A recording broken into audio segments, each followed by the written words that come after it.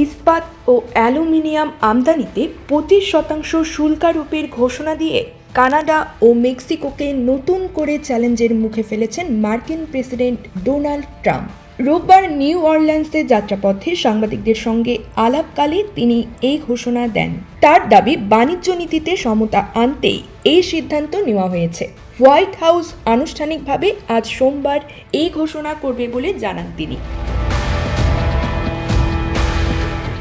যুক্তরাষ্ট্রের বাণিজ্য বিভাগের তথ্য অনুযায়ী কানাডা ও মেক্সিকো দেশটির সবচেয়ে বড় ইস্পাত ও অ্যালুমিনিয়াম সরবরাহকারী। গত বছরের প্রথম 11 মাসে মার্কিন অ্যালুমিনিয়াম আমদানির 79% এসেছে কানাডা থেকে।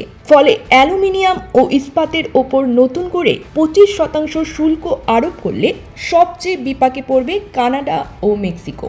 কানাডার উদ্ভাবন মন্ত্রী ফ্রাঁসোয়া ফিলিপ শ্যাম্পেন এক্স প্ল্যাটফর্মে লিখেছেন, কানাডীয় ইস্পাত ও অ্যালুমিনিয়াম যুক্তরাষ্ট্রের প্রতিরক্ষা, অটোমোবাইল ও নির্মাণ খাতের চালিকা শক্তি। আমরা আমাদের শিল্প ও শ্রমিকদের রক্ষায় দৃঢ় প্রতিজ্ঞ। এর আগে কানাডা মেক্সিকোর ওপর অনুরূপ শুল্ক ঘোষণা করলেও সীমান্ত নিরাপত্তা জোরদার ও মাদক পাচার রোধে সহযোগিতার শর্তে তা স্থগিত করেছিলেন ট্রাম্প।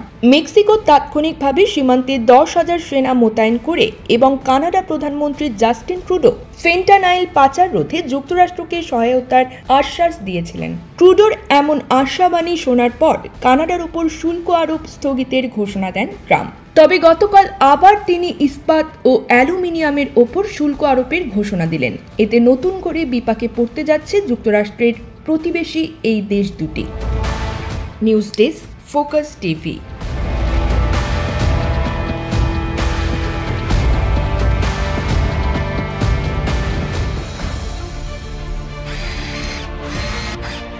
আলোতে থাকুন, ফোকাসে থাকুন, হাত রাখুন প্রজন্মের হাতে।